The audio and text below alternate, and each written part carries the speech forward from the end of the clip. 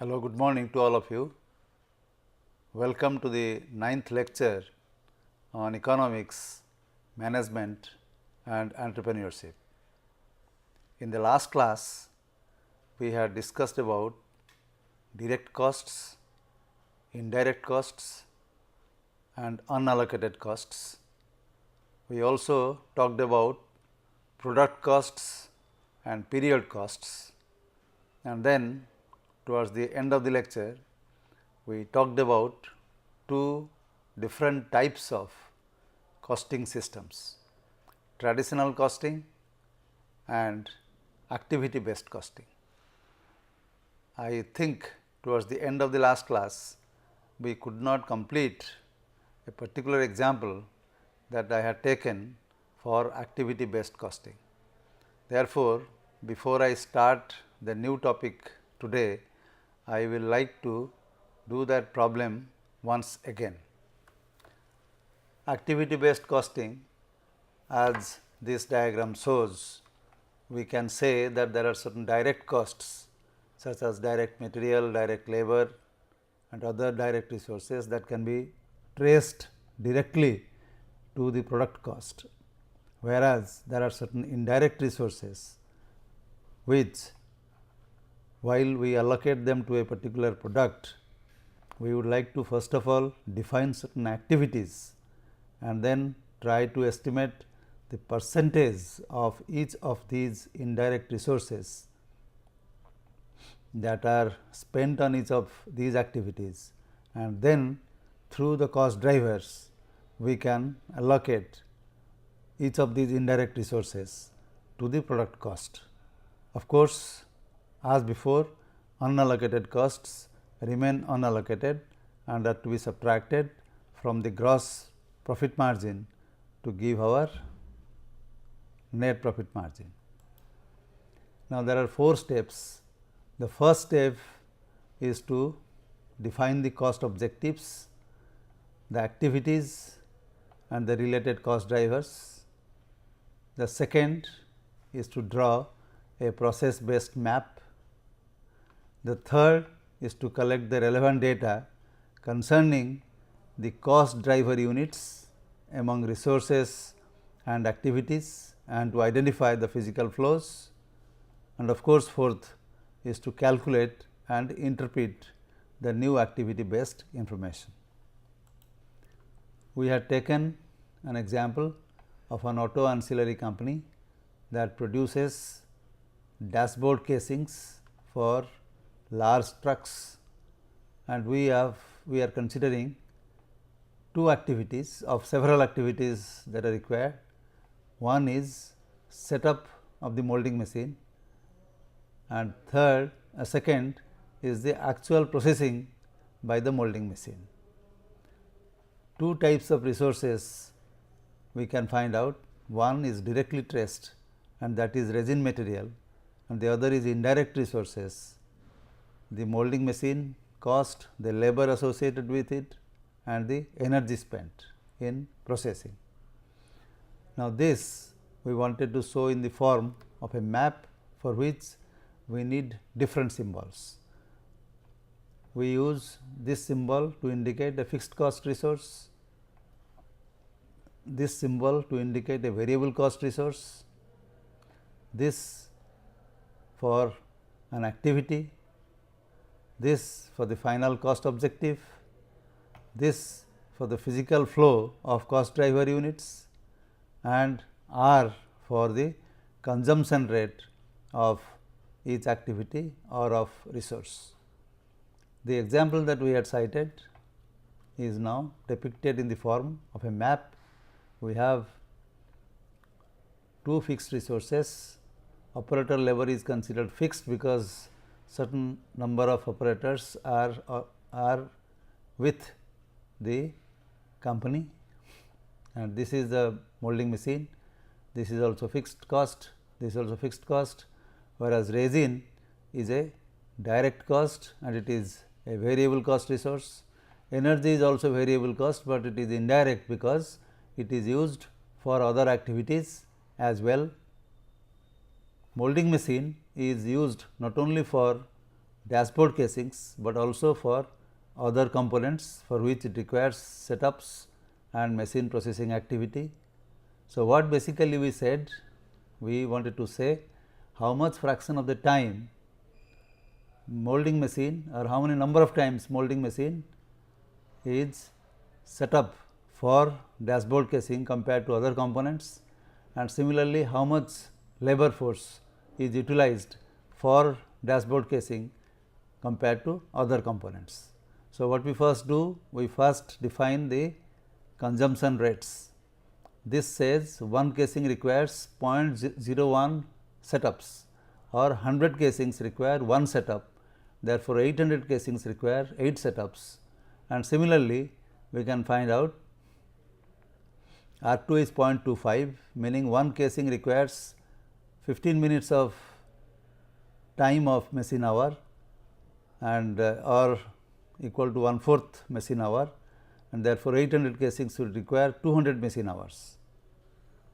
And this says that one casing requires 0.6 kilogram of resin material.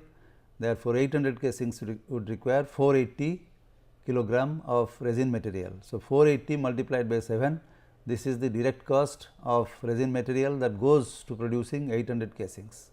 So, this is simple to calculate, whereas these are not simple, because as I was telling you, molding machine is set up for producing 800 casings, but it is also set up for other components. So, just as we found out 8 setups for 800 casings, similarly from data of other components we can find out how many setups for other components. Say for example, that we have 24 setups for other components. That means that here it is 8 and here it is 24. So, 24 plus 8 is 32. So, 1/4 of the total depreciation should be charged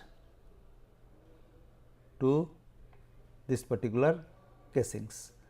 That means, we have to find out the fraction of setups required for 800 casings compared to other components or the total setups. Similarly, for machine processing activity, we require 200 machine hours, 800 multiplied by 0.25, but for other components probably 800 machine hours are required. So, 800 plus 200, 1000 machine hours are required, but of that 200 machine hours are used only for dashboard casings. Therefore, 20% of this cost should go there. So, this is how it is done, and that is what we have basically done here.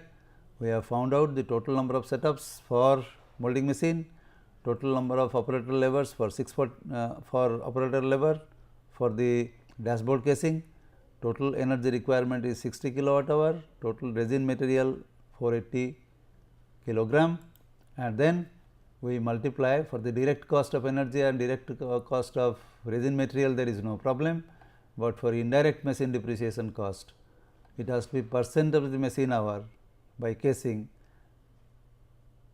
multiplied by the total cost, and similarly indirect operator labor is also calculated in the same way, and this is what I was trying to tell you, 264 machine hours by casing.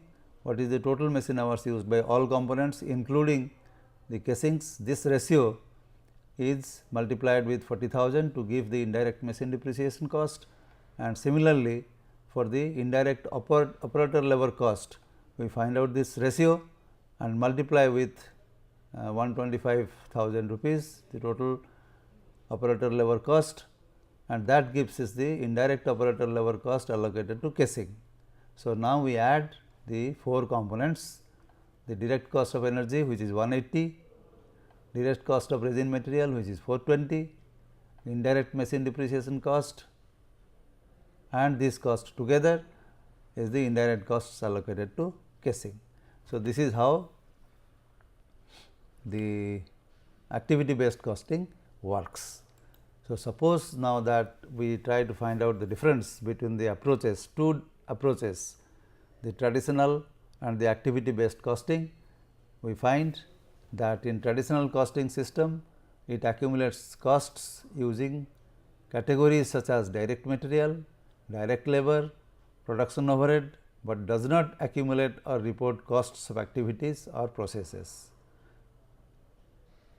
It allocates only the production costs to the products and not the costs of other value chain functions, whereas activity based costing system is much more precise. It accumulates costs by activities required to produce a product or a service.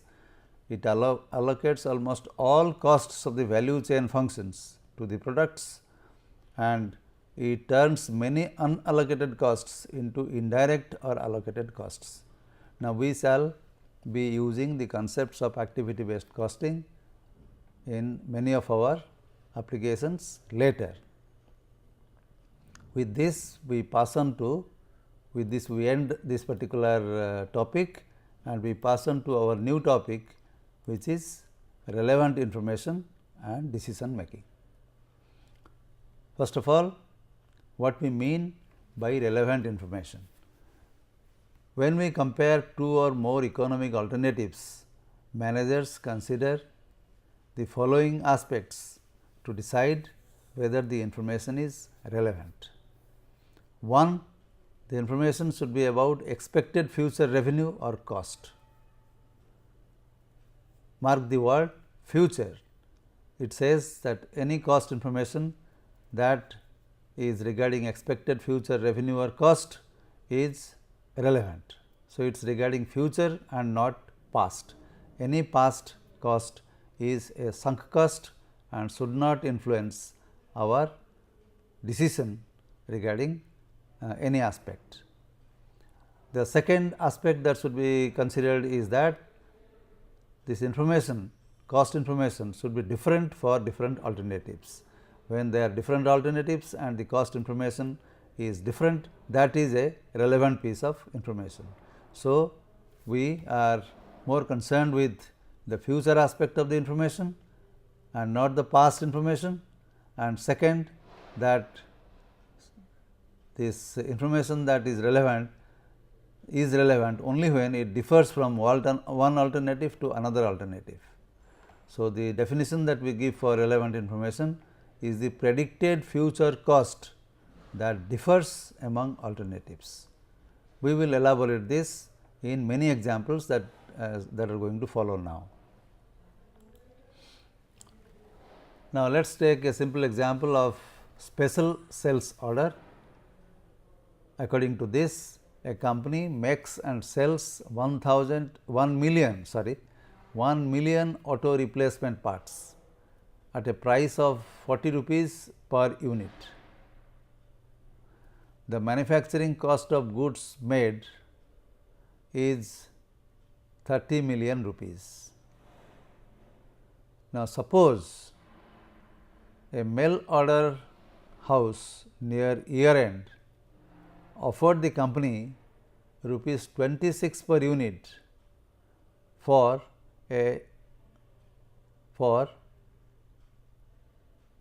100,000 unit special order. That would not affect the company's regular business in any way. It would not affect the total fixed costs. It would not require any additional selling and administrative expenses, and would use some otherwise idle manufacturing capacity. What should the company do? Should it accept this particular order or should it not accept this particular order? Now, apparently, as you can see, it asks for giving only rupees 26 per unit, whereas the manufacturing cost appears to be rupees 40. The manufacturing cost appears to be rupees 30, because it is 30 million rupees to make 1 million auto replacement parts. So, the unit cost of manufacturing is rupees 30. Normally, it sells at rupees 40, making a profit of rupees 10 per unit, whereas the order, the customer is saying that he would like to pay at a price of rupees 26 per unit. So, naturally, 26 is less than rupees 30 per unit, which is the present manufacturing cost, So, apparently it appears as though the company would incur a loss of rupees 4 per unit if it accepts the order. Unit price is rupees 40, manufacturing cost is 30 million rupees for 1 million parts. Therefore, cost of manufacturing is rupees 30. The special order is says that it can pay at a price of rupees 26. Therefore, as you can see, this is not a very worthwhile proposal to accept. Now, but if we analyze the cost records, we find the following. The company records show that the variable expenses associated with manufacturing of this type of parts is 24,000. Selling and administrative expenses that are variable, because as you know, certain parts, certain components of selling and administrative could be variable, certain other could be fixed. So, variable component of selling and administrative expenses is rupees 2,200. The fixed expenses are for manufacturing you require 6,000 rupees and fixed component of selling and administrative expenses is rupees 5,800. The special order affects not the fixed expenses, because they are anyway they will continue to be borne by the company. They are sunk cost, they are past cost, they are fixed. Therefore, even though the company accepts this order, these expenses would remain, and if it does not accept, these expenses would also remain. Now, since selling and administrative expense here written here is variable, the variable part of selling and administrative expenses is a relevant cost, just as the variable manufacturing cost. So, here the variable manufacturing expenses and the variable manufacturing expenses and the fixed expenses are irrelevant for hello, you stop here, there is a problem here. I think we have to have a break here.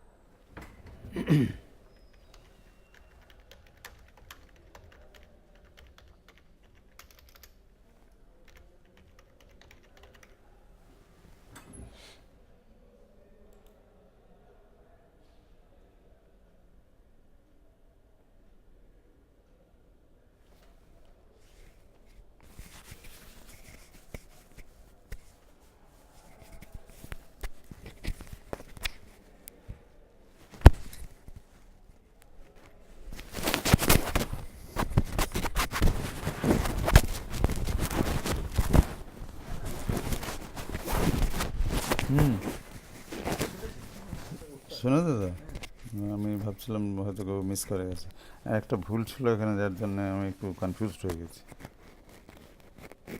এখন ঠিক হয়েছে, এটা একটা ভুল ঠিক করে দিয়েছি। হ্যাঁ, স্লাইডটা ফুল করবে না, কি বলছি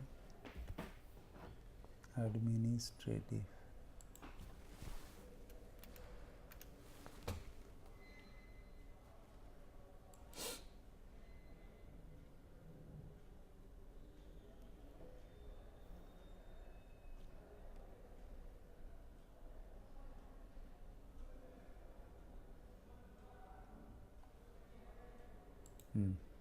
এই বানানটা কি আবার ভুল দেখাচ্ছে অস্ট্রেটিভ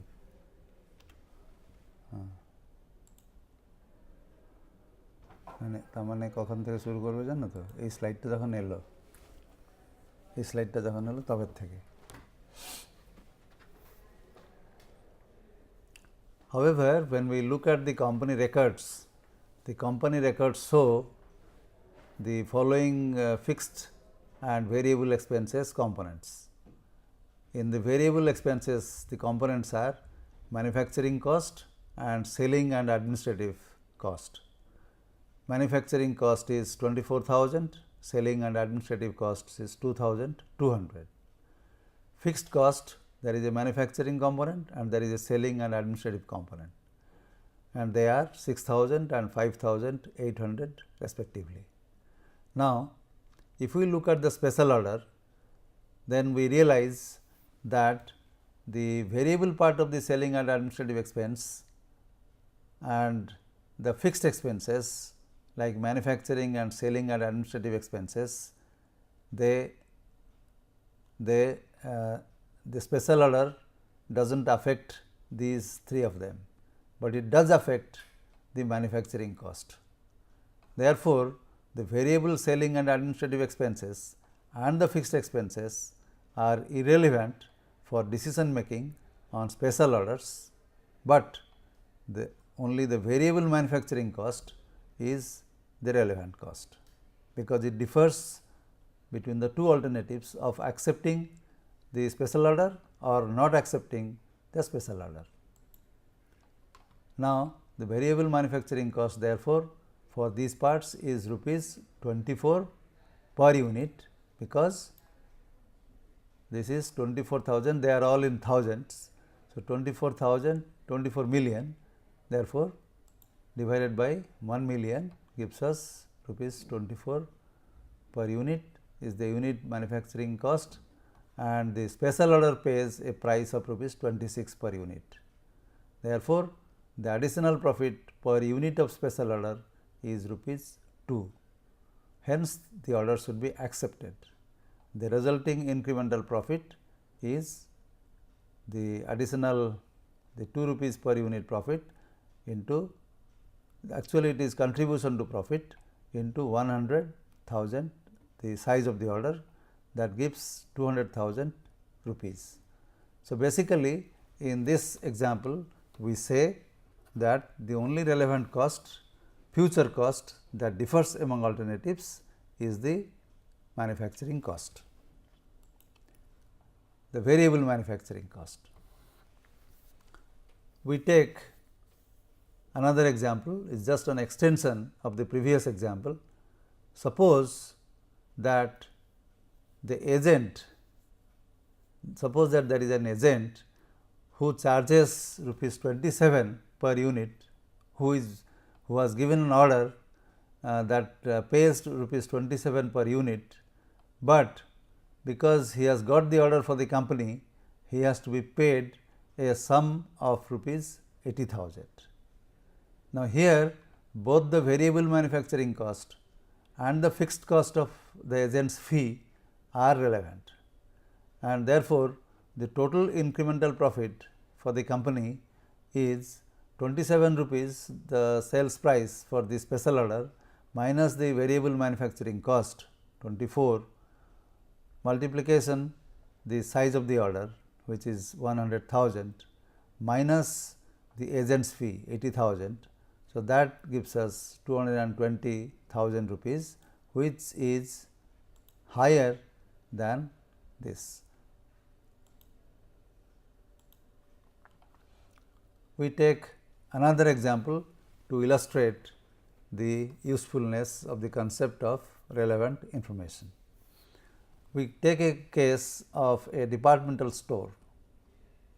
It has 3 departments: groceries, general merchandise and drugs, and this table gives different aspects of revenue and costs, and finally gives the operating income department wise. Here the sales, they are all in 1000 rupees. So, sales, that is the revenue, the total revenue is for groceries, it is 1000 rupees, that is 1 million rupees, 800,000 for general merchandise, 100,000 for drugs, totaling 1,900,000, that is 1,900,000 rupees total revenue. Now, the cost of goods sold, the variable part of the cost of goods sold, this is variable part.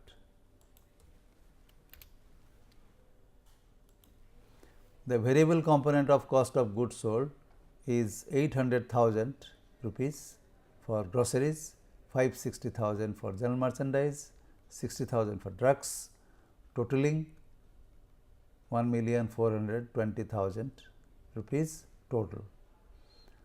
The contribution margin, as you already know, is the revenue minus the variable cost of goods sold, which is 200, 240, 40, 480,000 rupees.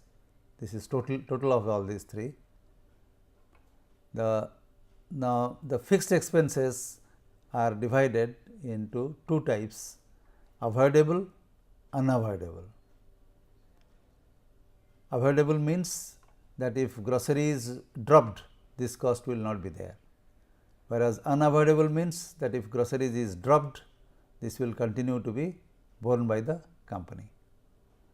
A definition for avoidable cost is that this cost will not continue if an ongoing operation is changed or deleted, whereas an unavoidable cost will continue even if an ongoing operation is changed or deleted, because the resources are shared by other operations of the company.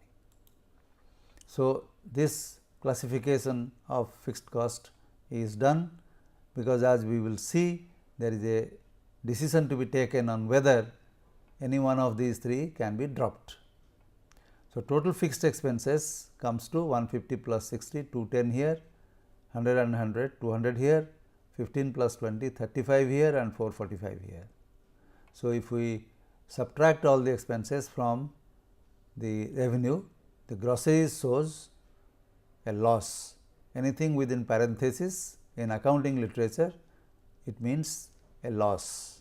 So, 200 is the contribution margin minus the fixed expense, which is 210, yielding a loss of 100 and is indicated by writing the number within parenthesis. The contribution margin for general merchandise is 240 and total fixed expense is 200. So, subtracting 200 from 240 gives 40. Here it is 45 minus 35, 5. Here it is 480 minus 445, 35,000 rupees. Now, if we look at the operating income of these three, we see that the general merchandise is showing the highest operating income and groceries is showing a loss. Of course, the total is a profit, it's positive. Now, because the grocery department is showing a negative profit, meaning a loss, the management is thinking to drop groceries. Will it be a correct decision to drop the grocery department? This is a decision to be taken by the management. Now, in this case, let us understand that there is something called unavoidable expense. It means that even though we drop groceries, this cost will continue to be borne by the company. So, that is not therefore a very obvious choice to close or drop groceries. Now, here we show that before we bring in any change, this is a summary thing, the total operating income for the company, for the whole departmental store, for all the three departments is 35. Total revenue was 1,900,000 rupees. Total variable cost of goods sold was that. Total contribution margin is this, etc. Now, suppose that we drop groceries, then what can happen? Unavoidable will continue to remain 180, continue to remain the same, it will not change. What will change will be the other values. In the other values, the sales that we had from groceries, which was 1 million rupees, 1 million rupees of sales we will not be able to achieve, and therefore, the revenue will come down to 900, and like this if we see, finally we see that because of that 60 unavoidable cost which will be continue to be borne, we will have a net loss of 15 if we drop groceries, which means dropping groceries is not a good decision. After dropping the grocery department, the operating profit drops to minus 15 rupees. Hence, the grocery department should not be dropped. On the basis of this data or this set of information, we cannot decide to drop groceries. However, let us consider a modification of the last example. Suppose in example 3, the company thinks to drop groceries, but utilize the space so created by expanding the general merchandise department that would increase sales by rupees 500,000, but would incur avoidable fixed cost of rupees 70. Now, it says that suppose that we decide to drop groceries, certain space will be vacated, and that space can be utilized to expand the general merchandise department, and that would require a fixed cost of 70,000, which is avoidable of course, but it will also increase sales by this amount. Now, because it is avoidable, this is relevant and this is also relevant, this also is relevant because they differ between the two alternatives of whether to drop the groceries or not drop the groceries. We make an incremental analysis. Here we say that the additional sales is rupees 500,000. The variable cost associated with the additional sales, there is a variable manufacturing cost. You can look at the groceries, the general merchandise. The general merchandise was, if the sales was 800, the variable cost of goods sold was 560. So, this ratio says that if sales go up by this ratio, the variable COGS should also go up. So, that is what is shown there, 560 divided by 800 is that ratio of cost of goods sold divided by the sales revenue, multiplication this additional sales revenue. So, this is the additional variable cost associated with the additional sales. The avoidable fixed expense now becomes relevant, therefore, it has to be added 70,000, and this leads to 500 minus 350 is 150,000 minus 70,000. So, the increase in operating income becomes 80,000. Now, a gain of rupees 80,000 is better than the loss of rupees 50,000 due to the grocery department. When we drop the grocery department, we are losing sale of 50,000, operating income of 50,000, but because of utilizing the space to expand the general merchandise department, we are gaining 80,000. So, obviously, the net gain is positive, and hence the department, grocery department should be dropped and general merchandise should be expanded. So, this is a decision that we could take on the basis of the concept of relevant information. Now, we come to yet another example, the example of either making or buying parts from outside, making the parts in house or buying the parts from an outside supplier. Now, this particular problem is the following. A company has the following components of cost for parts it is manufacturing at present in a year, and the three components are the direct labor, direct material and factory overhead. The annual direct labor cost is rupees 30,000, annual direct material cost is rupees 50,000 and the total fixed overhead is rupees 80,000.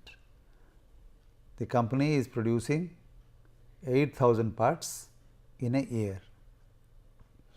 Another manufacturer wishes to supply the part to this company at a price of rupees 16 per unit.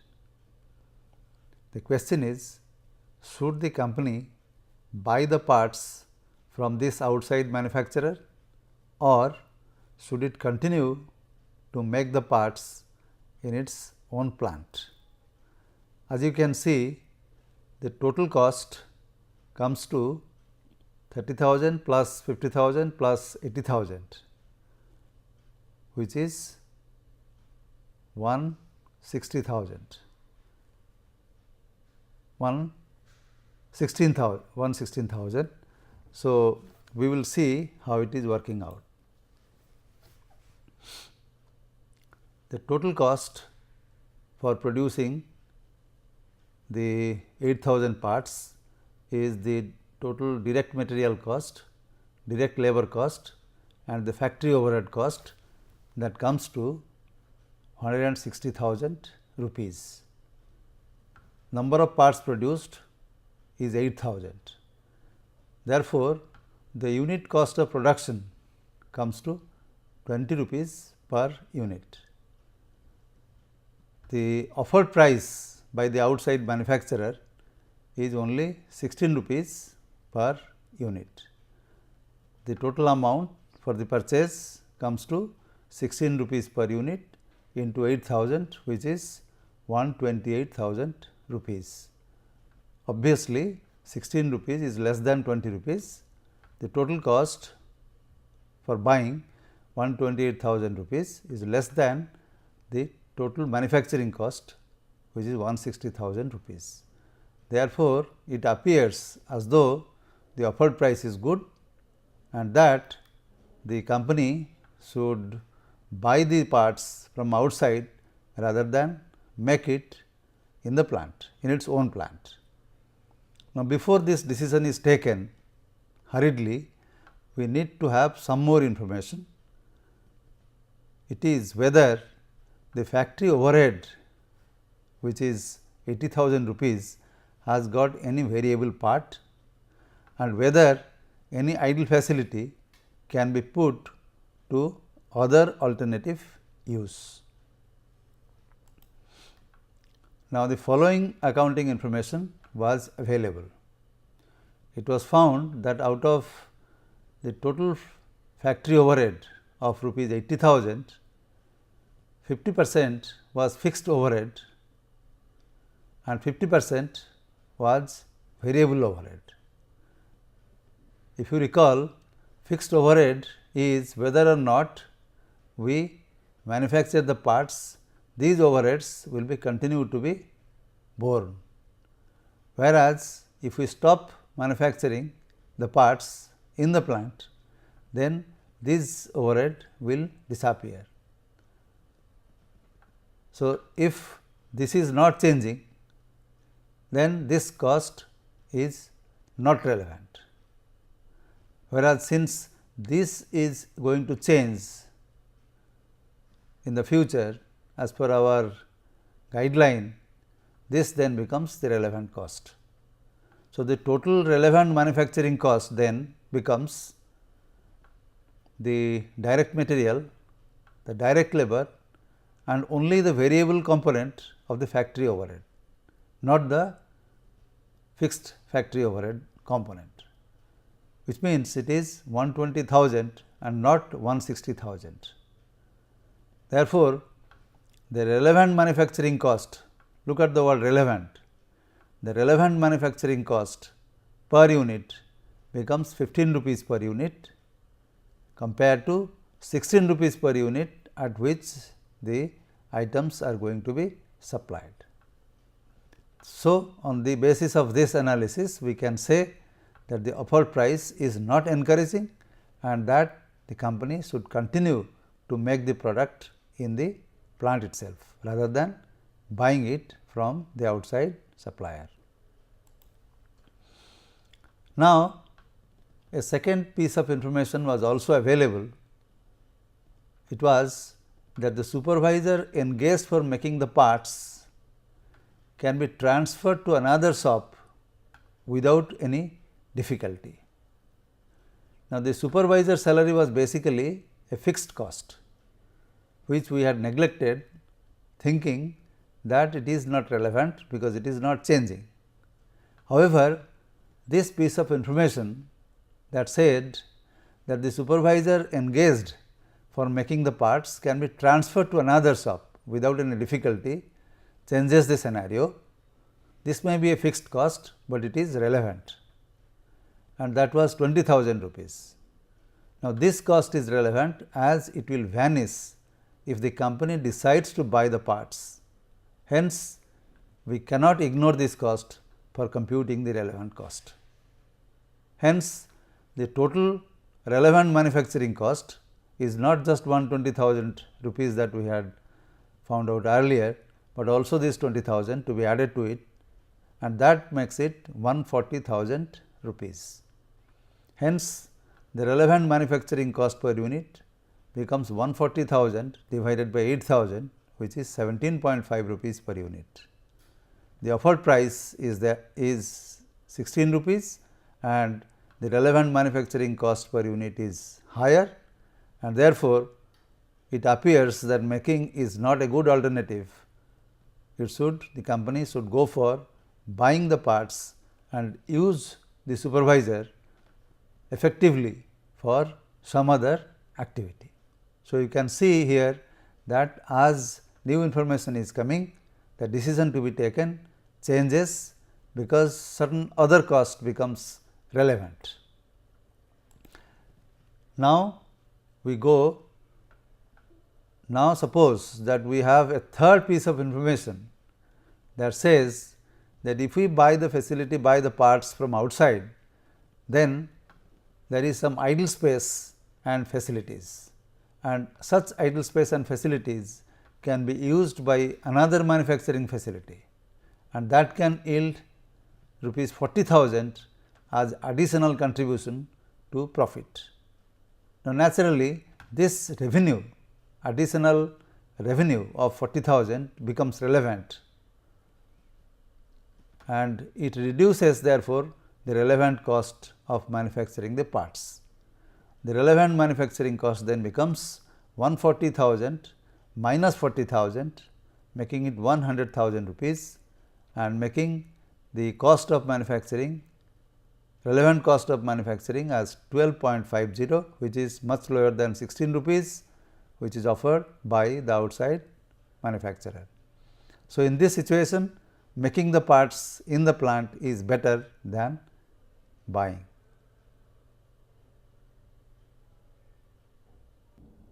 And a variable cost, which is an outlay cost of rupees 400,000, that does not include the cost of the machine, yielding a contribution margin of the difference between the two. The revenue is 500,000 and the variable, which is the outlay cost, is 400,000. The difference is the contribution margin of rupees 100,000. Now, producing product 2 gives a contribution margin of rupees 60,000. The machine can of course be sold for rupees 50,000, although it was bought for 100,000. The problem is to make an analysis and suggest what the management should do. Now, there are three alternatives: produce product 1, produce product 2, do not produce, sell it out for rupees 50,000. Three alternatives are present here. Now, purchase price is a past cost, it does not influence the future, it is not relevant. It is normally called a sunk cost. It does not differ among the alternatives and is also not relevant because it is a past cost. Now, the three alternatives are written down here in this table: produce product 1, produce product 2, sell the machine. The associated revenue and costs are written here. Here you will see revenue is the net receipt. Producing product 1 gives 500,000 rupees, producing product 2 gives 60,000 rupees, selling the machine gives 50,000 rupees. Outlay cost for producing product 1 is 400,000 rupees, and this of course, this 60,000 is of course the difference, because this is the contribution margin. This is the contribution margin, which means it is the revenue minus the outlay cost, that is 60,000. So, 60,000 should be the difference between this, and if the machine is sold out, there is no outlay cost, but there is an opportunity cost involved for each of these alternatives. If the company goes for producing product 1, then these are the two alternatives that are foregone, and the highest among them, the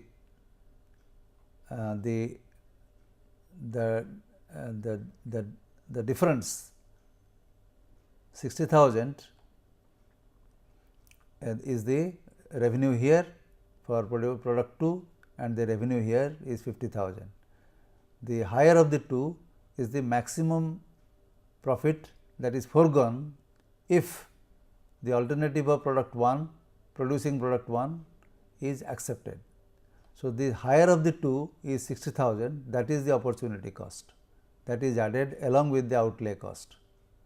So, this then becomes 460 subtracted from 500 makes it 40,000. If the company on the other hand decides to produce product 2, then it is not taking this alternative and not taking this alternative also. The contribution margin here is 50,000, or the income is 50,000, and here the income is 500 minus 400, which is 100,000. Higher of the two is 100,000. So, it is unable to get 100,000, that is the opportunity cost, if product 2 is produced and not product 1 and not this alternative. So, that is the opportunity cost. That is also the opportunity cost if the machine is sold out, because the difference here 100,000 is higher than 60,000. So, that is written down here as the opportunity cost. If we add, this is the revenue and this is the cost, this is a loss shown in parenthesis, basically 50,000 rupees loss. Here in parenthesis it is 40,000. So, 160 minus 100 is minus 40,000, it is a loss written in this manner, it is a loss, and here it is 500 minus 400 minus 60, that is 40,000. So, from here we conclude that the first alternative is the best alternative, and therefore, the company should continue to produce product 1. So, here this example tells us what we mean by opportunity cost. It is the loss incurred, the maximum loss incurred, the maximum loss foregone, maximum profit foregone when a few alternatives are not taken. So, once again I repeat that if I go for producing product 1, then these two profits I am losing. The maximum or the higher value of these two is 60,000, and that is the opportunity cost here. If I go for producing product 2, then the benefit here was 50,000, the benefit here was 100,000, the higher of the two is 100,000, and that is the opportunity cost. So, outlay cost is the actual out of pocket expenses where cash is disbursed, whereas opportunity cost is implicit. It only tells how much profit, how much maximum profit you have foregone or you will forego if a particular alternative is accepted. Now, so we stop here today. We will take up other aspects of economics in our next lecture. Thank you.